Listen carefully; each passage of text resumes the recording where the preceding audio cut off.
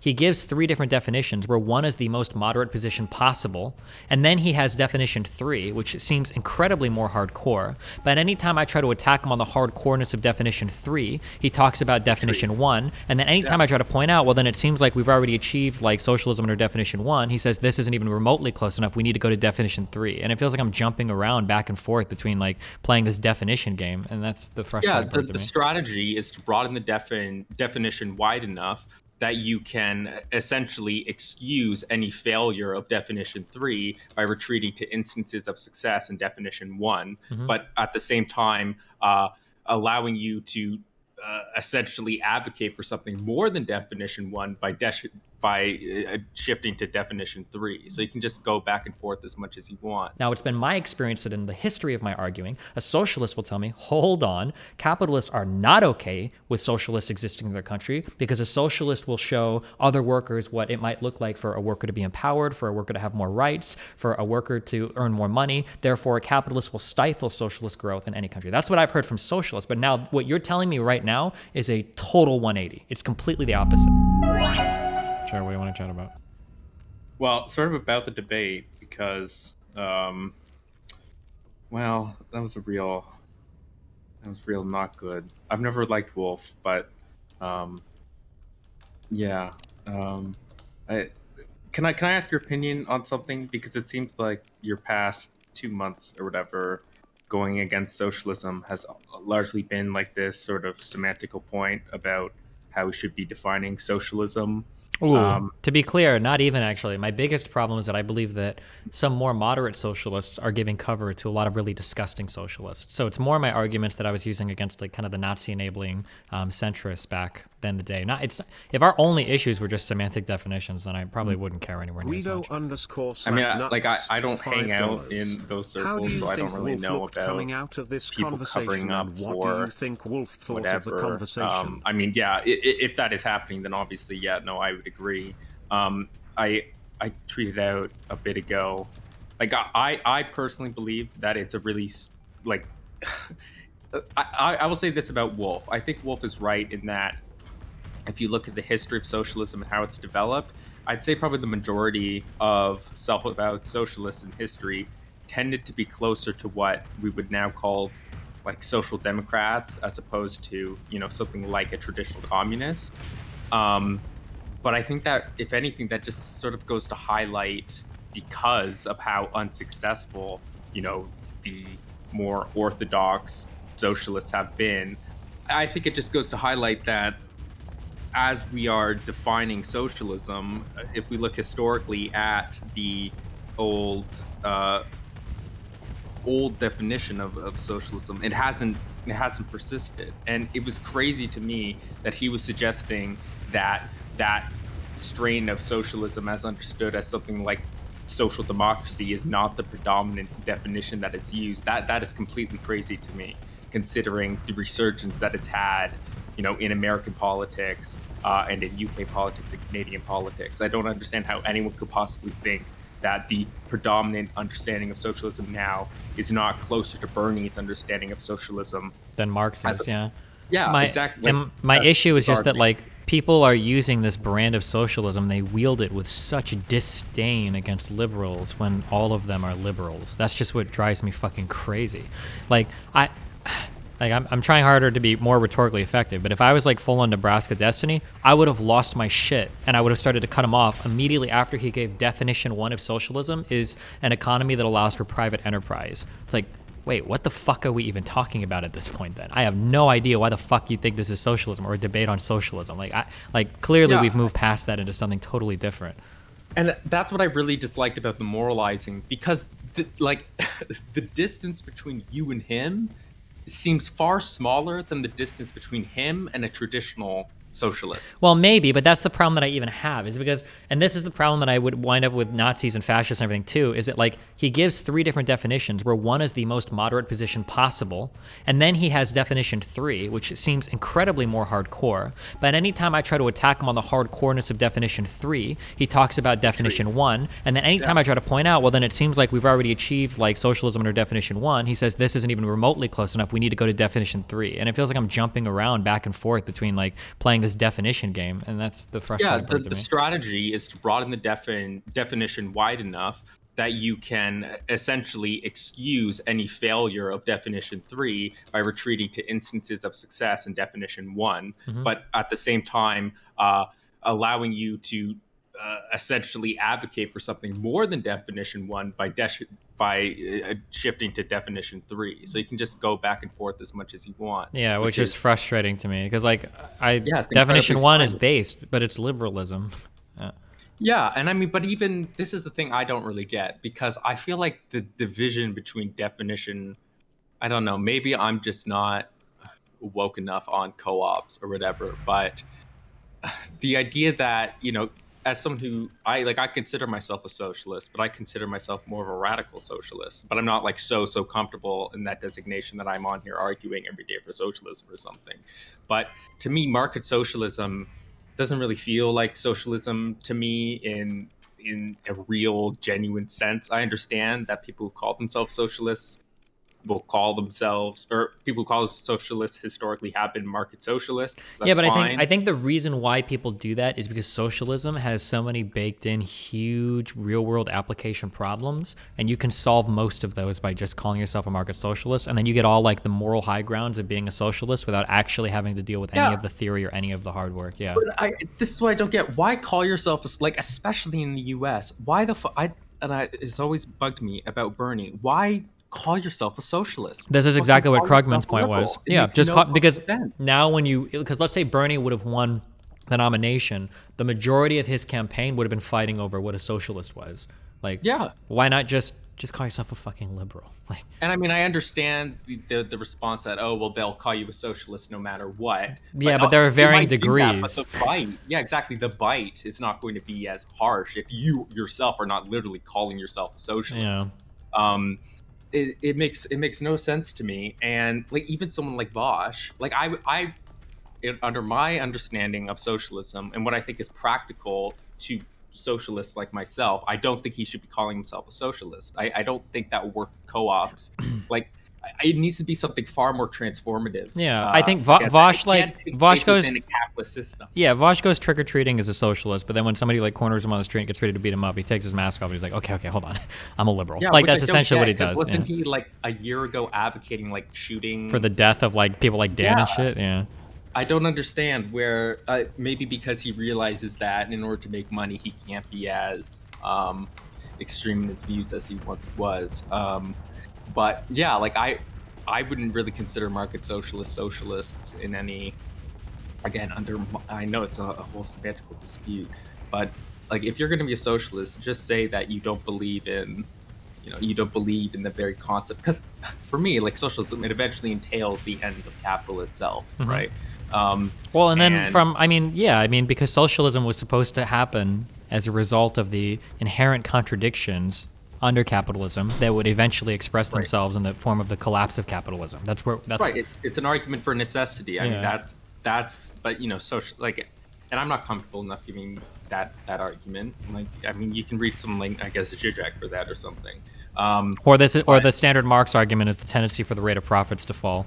The idea that eventually capitalism wouldn't be able to extract greater profits out of a system, and then that would lead to like a collapse in conjunction with the discontent of the proletariat, et cetera, et cetera. Yeah. Of course, but his empirical arguments are pretty known to be shite. So you have depends on who you talk to, but yeah, socialists. It's funny because in Marx's time, he was saying that capitalism would collapse in his lifetime, and now socialists are saying, well, capitalism might collapse 100 years from now. So I don't. It kind of feels like the return of Jesus, where we're just waiting for it. But yeah. But I don't know really what the solution here is, because genuinely, it seems to me, someone like you and Richard Wolff, if you actually were to list out a bunch of policies that, the federal government could implement, I think you guys would agree on 95% of them. Yeah. Yeah, like the actual distinction between you two is so like so minor. It's whether or not, because I think you genuinely believe that, the actual, well, you've said this yourself, that we should view capitalism or socialism, whatever these economic systems are, as instruments towards a certain end, right? So you don't genuinely believe there's something intrinsically valuable about capitalism because it is striving for profits. You think that the implementation of it can lead to overall welfare for a given society. Yeah, just looking at the material conditions that exist at the end of any economic system, and then whatever produces Right. the better material conditions is what I would advocate for. Yeah. And so it's a purely empirical argument on whether the implementation of co-ops and how that implementation takes place, whether that will actually lead to a better system of welfare for society. That's all the disagreement is. And that's such a, to me, and maybe I'm totally wrong on this, but to me that's such a minor disagreement, because I think implementing worker co-ops is not going to be as big of a difference as opposed to what something you would be advocating for, because you believe in the redistribution of wealth, like as far as I understand. Yeah, I mean, it might be the case that like giving everybody like fucking stock options and like ownership in a company maybe is the most efficient way to redistribute wealth. And if that was the case, then yeah, fuck it, go for it. If it ends up working out to be that way, but Right. So the distance between you guys is not as great as. yeah, arguably, the distance between us, that distance is literally just empirical. That's my guess. Yeah, That if one of us could absolutely. demonstrate to the other and force the other to accept some empirical evaluation of some theory, then we would agree 100% on it. Is my guess. Yeah. Or But like I would- 99% on it. This would be my criticism to you, and I'm sure you've heard it before. I haven't really been following, but like just from the very start of it, I can understand. Obviously, like he was not at all, and you could tell he's not trained in debate or whatever. He just sounds like lecturer. any professor that I've Yeah. had. Yeah, he's a lecturer, so he's going to ramble and monologue, and even like I've hosted panels for professors and stuff. That's just how they talk. Like they just ramble for 10 minutes and then give the mic over to the other panelists. That's just that's how it is. So like these interjections. But yeah, it was very hypocritical for him. That was what was bothering me. It would be fine if he would then shut up and let you speak but he would immediately He would start to cut interrupt me you. off, yeah. Which Yeah, is and fine. that- I want people to cut me off, but if I cut him off, he would get really upset. Exactly. Yeah. So it's hypocritical. But I think he was immediately put on the defensive because you were framing. I think you're sort of taking views of other socialists that you've talked with and sort of like putting them on him. I think that's the impression that he got, and he doesn't know anything about you, I assume. Sure, maybe. And hasn't watched like your past debates, so it just sounds like some guy who's come on here that just wants to fucking own him instead of having a genuine debate. And I think as soon as that impression was given within the first 5 minutes, then I don't know if there was any real hope Yeah, maybe. for there to be any sort of like real productive, because you could tell he thought Wait, that real you quick. and your viewers. Yeah, Go wrap it up. I got Serfs wants to talk to me real quick, and then I'll come back. Okay, yeah. Yeah, well, I would just say I want you to find some sort of academic, someone like Wolff, who is actually like my understanding of the socialist. I don't know if you'll be able to find one, but that'd be interesting. So, All right, I love you. I'll be back in a bit. yeah, have a good night. Hey, what's going on? Wow, how's it going? Not bad. How are you doing? I guess I'm doing okay. Found out today I was a socialist. Found out there's a lot more socialists than I previously thought there were. So yeah, it's cool. Growing our umbrella. Nice. Welcome to the flock. Yeah. So what's up? I can go over the whole thing in detail with you for like a really long time tomorrow, but I figured I'd answer the call right now. But I don't have like an hour to go over it, if that's okay. Oh yeah, I don't care. You can chat whatever you want to chat. I'm Okay, just sweet. curious So- what your impressions were. Any questions, comments, concerns?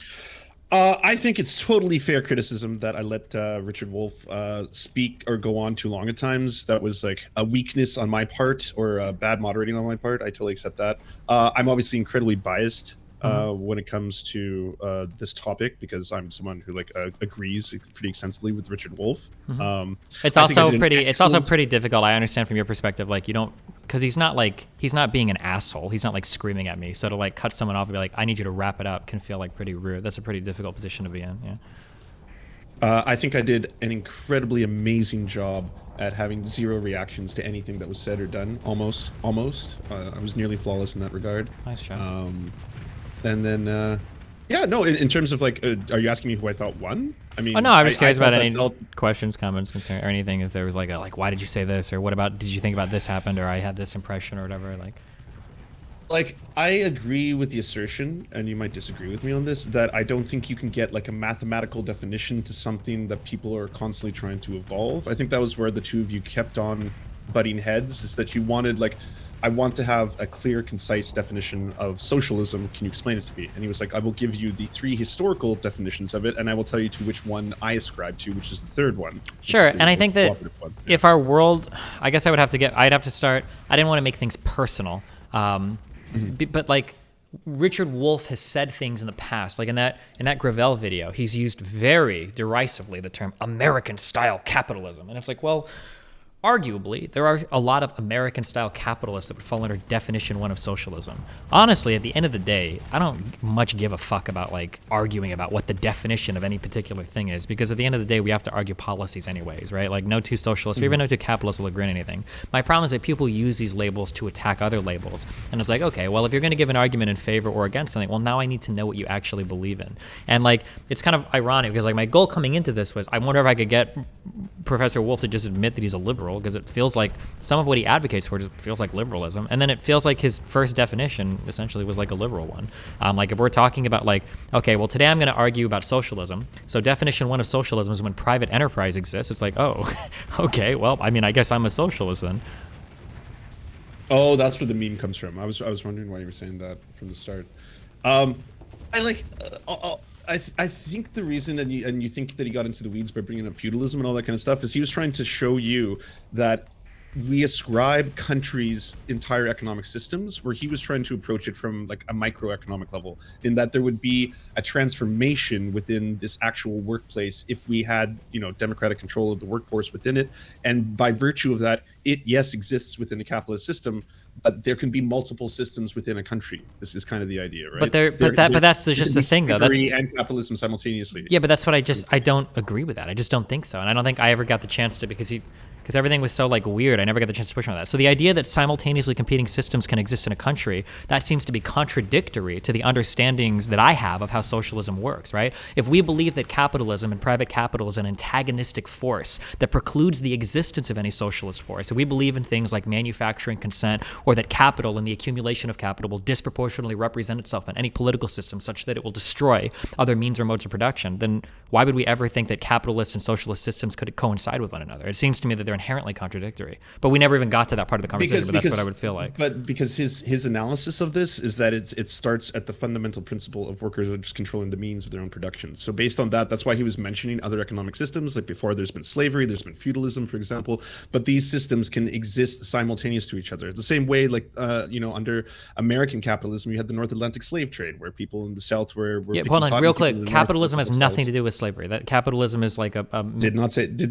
Yeah, sure, but I'm just saying like these are different systems. The relationship in each one of these systems. Wait. Different systems. I understand. Hold on. I understand there are different systems. I'm not saying that different systems can't exist in one area. Plenty of different systems. My girlfriend has a hair care system that coexists with the streaming system that I use. Right? These aren't competing or contradictory at all. Capitalism and socialism, as 2 different systems, seem to be inherently contradictory to one another if we believe the claims that socialists make, that capitalism is antagonistic towards the existence of socialism. And I believe even Wolff would defend that. He would say that the existence of socialist countries has been stifled by capitalist countries, or the existence of socialist leanings in society are stifled by capitalist institutions. So I don't understand how those 2 things can coexist in a society. Because we've circled back to the same idea that you're applying that to the countries themselves, whereas he was taking a stance that it actually goes down to the fundamental principle of the relationship between the worker, the employer, and employee, and growing from there. Wait, so can you tell me? Okay, so can you just tell me any single country? Okay, I don't know how that responds to anything else at all. So do you think that socialists and capitalists can both exist in the same country and have equal representation and ability to practice their form of economics evenly? Do you believe that? But that's like the setup we have in certain countries. Like there's multiple. Okay, so if you believe that, parties, then there will be social democratic parties. There will be conservative I'm not talking parties. about social. Hold on. Okay, this is why defining the terms is so important. So when I say capitalism, what I'm saying is, do you believe that there can exist in a society firms that are privately owned and managed, and that those can compete fairly with other firms that are worker owned and worker controlled? Do you think that those 2 things can simultaneously? Yes. Okay, if you believe that's the case, then why do people ever say that like capitalists try to destroy socialists or that capitalists are antagonistic towards social? Like this feels like what you just said there. At that point so at that point you're applying more of a historical viewpoint of it and applying that to an entirety of a country, right? So at that point, it's the USSR was defined as communist. So under this definition of it, they did X, or Vietnam is defined as this and they do X. But I'm talking about this is fundamentally, when it comes down to its bare bones, about the relationship between the worker. I don't know why we keep bringing up relationship to work. That has nothing to do with because that was his whole point. This is where I think like we're going in the same circles that you and Richard were, because that's what I think he was trying to hone in on. Okay. That is his personal like definition of it. Gotcha. Just for my experience, my history of debating is like the answer that you're giving me is the one that hardcore conservatives tend to give me. A hardcore conservative says that a socialist revolution is not necessary. We don't need to push for socialism, because if socialism is something that's effective that people want, it will just coexist with capitalists in a capitalist country. Now, it's been my experience that in the history of my arguing, a socialist will tell me, hold on, capitalists are not okay with socialists existing in their country, because a socialist will show other workers what it might look like for a worker to be empowered, for a worker to have more rights, for a worker to earn more money. Therefore, a capitalist will stifle socialist growth in any country. That's what I've heard from socialists. But now what you're telling me right now is a total 180. It's completely the opposite.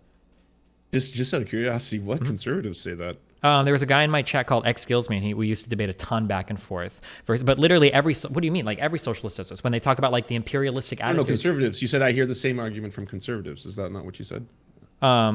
Wait, what conservative says what? You just said like I've heard this argument. I could have misheard you, but did you not just say like I've heard this argument oftentimes from like conservatives? Oh yeah, that a conservative says that multiple economic systems can happily coexist under one under one system. There was a debate that I listened to last night with, oh my God, it was painful because he was so stupid. But it's the CEO of Whole Foods and some other lady were arguing against Richard Wolff and some other guy. I don't remember what his name was. But I listened through a lot of Wolff's debates, and that was the argument that the capitalist side, that the Whole Foods side was winning. They were saying like, oh, well, you know, if you like socialism and co-ops so much, like, well, those can exist under a capitalist framework as well. Okay, so I guess then to refer back to your question, that's the first time you've ever heard someone propose like a microeconomic take on this? Okay, when you say microeconomic, I don't know what you mean when you say microeconomic. My understanding of microeconomics versus macroeconomics, microeconomic is looking at like individual transactions and relationships in an economic system. Macroeconomics, things like monetary policy or larger like macroscopic effects of economics. I don't know what you mean when you say microecon here. Sure. So I'll pull out his definition because I've actually got the book beside me. Sure. Okay. The key difference between the emerging socialism of the 21st century and previous socialist traditions is that the former's advocacy of the microeconomic transformation of the internal structure and organization of the workplace. Like I think that's his one paragraph way to surmise what he's speaking about. Okay. I just so I'm clear, just so that I'm clear. You think that you believe that in a capitalist society, you think that socialist companies could form and be totally fine and okay? Yes, if you change the dynamic of that, the employer-employee dynamic. Like, you said you read Capital, right? Just to be able to no, fuck no. I got like 50 pages in and I wanted to off myself. But I understand like the labor theory of value and everything. That's super impressive because that book is boring as fuck. Sure, yeah. But like the whole thing is just about changing that, like, you know, what was I going to say? What's the quickest way to say this? Like Marx saw what happened after the French Revolution, saw that they were, you know, liberalism promised many things and things that he was on board with, right? Things like liberté, égalité, fraternité, like liberty, freedom, fraternity, all that kind of things. But then realized that they weren't emerging out of this new blossoming like capitalist infrastructure or system that was working. So to him, he broke it down to there is a change in dynamic, and there's been many dynamics of human beings throughout history. And this is what Richard Wolff was bringing up. There's been the master-slave dynamic, the lord and serf dynamic, and then in our modern capitalist framework, we have the employer-employee dynamic. And he wants to change that and get to the core of that. Okay. But it sounds like this is already happening today under a capitalist society, so I guess we don't have to change anything because socialists can already exist in capitalist economies. Well, and his response to that during the debate to you was that I want to see more of this one than the other, whereas we have it the inverse right now. Like more how? More capitalist structures. Are we talking about banning some forms of private investment, or we never got to that point either? That was No, one of no, the things he's talking about more worker cooperatives. Yeah, but how do you get more worker Consistent. cooperatives if there aren't as many as you'd like to see? That implies some sort of an intervention there in order to make it happen. What kind of intervention is he talking about? I don't. Well, I mean, he's not one of the people who advocate for any kind of like violent revolution, if that's what you're asking about. I think he's talking about more people forming worker co-ops, and if you wanted to ask, Okay, hold on. I I'm going to couldn't ask for give you- the. I don't want to speak. Sorry, I understand. I'm asking for the third time. time because you keep just talking about it. I'm asking you, how do you get more worker co-ops? Don't just say people will form them. They aren't right now. How do you get more worker co-ops? That's my question. Government incentives would be something I would suggest. Okay. Putting government incentives towards funding them, giving public money towards the development of that over, say, private ones. Sure, that's fair. Preferential loans to like co-ops or whatever. Okay, that's one answer. I'm curious if you'd give that as an answer, but yeah. And I can't, like, this is hard for me to do. I can't. Yeah, I know you're not like speaking for him or like, anything. I understand. Okay. I can't be like the Richard Wolff II or something. Mm-hmm. Okay, well, I don't know. I would go over this in a lot more detail too. Like, it is topics that I find fascinating. I would like there to be more worker cooperatives personally. I think it is decidedly better for the employees. And I think, you know what, I get to say this out loud actually. The best source I've seen in a long time in terms of being in favor of worker co-ops is from your own Reddit thread. The r/Destiny. Someone wrote in it like, I am a huge fan of Destiny. I love his debates, but I can't believe he has such a blind spot when it comes to something when he says he wants to maximize efficiency and maximize all these conditions in society, whereas he is not looking at the raw data on this. And it's a giant Reddit thread on the subject. Has a lot of really good research and reports on. I mean, I can go and look at it, but I mean, like co-ops historically face a ton of problems that are super well researched that we never got into. It was part of like some of my huge contentions. Like co-ops have found limited success in some industries, but like capital formation around co-ops is just so difficult. And as soon as you start getting into a point where you talk about like, oh, well, we can just have it publicly lent. Well, now how do we pick and choose which co-ops we lend to? These are like huge problems that I've never, ever gotten even remotely adequate answer to from any socialist, but we didn't even get to any of these, unfortunately. Yeah, he probably would have brought up, because I know a lot of people like talking about Modricon as like some kind of universal, applicable, large-scale worker cooperative federation. He could have brought up there's a city in Italy in which 2/3 of the businesses in that city are worker co-ops. Right? Like I understand that some people like to bring up, or like Rojava, like or like the Zapatistas, these places that exist in like extreme conflict for like 10 years. But like I'd just be curious to see like more examples from like wider parts of the economy, or how people solve like the issues of gaining capital, because in everything that I read, even when people say that co-ops generally do have higher outcomes in certain industries, even when I see that, there's usually a huge concession made that it's like it's really hard to get capital to start any kind of worker co-op, because every member that buys in needs to come with a large amount of capital or the ability to acquire a large amount of capital, which is a huge selection bias on who even gets to form a co-op. Sorry, were you asking about Rojava?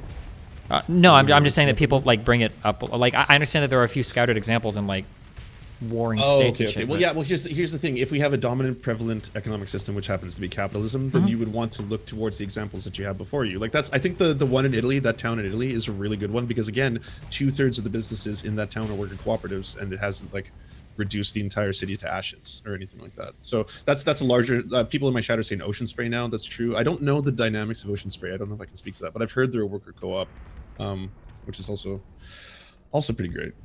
Sure. Okay. Anything else? No. Thanks for doing that. Yeah, I love you. There's one. I heard we had 20,000 people watching. Nice. Yeah, I think so. I see there you've got one guy in your chat that's a socialist. He had a barcode name. Amen to you, brother, for fighting the good fight. I'm sorry that all these other socialists have left you and become liberals, but I see you in there fighting. You recognize socialism and capitalism shouldn't be able to coexist if you're a true socialist, because capitalists will always seek to crush the socialists. Okay, keep fighting the good fight, my brother. Okay. Thanks for the final meme. Have fun. Be careful, bud. Remember to hit that like and subscribe, and don't forget the notification bell so that my videos show up right in your feed. What a fucking stupid game! Wait, what the fuck? Was that Hassan?